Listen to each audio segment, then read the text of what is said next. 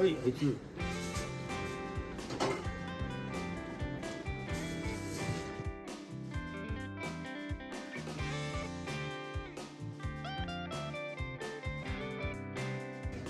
よし。うまいと思うんだ。熱々。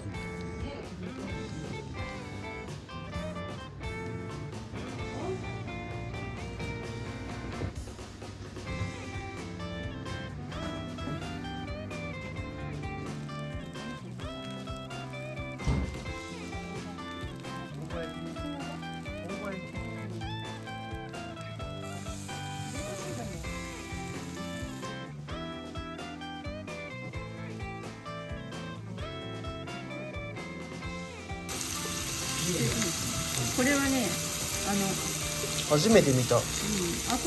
あ、まあ、聞いたの方のやつだからね。家ですよ。お兄ちゃんからもらった？お兄ちゃんから。ね？お兄ちゃんからもらった？お肉も3名でちょうどいい。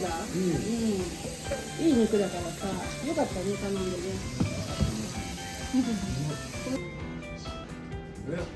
帰るって。とりあえず低いから。ね？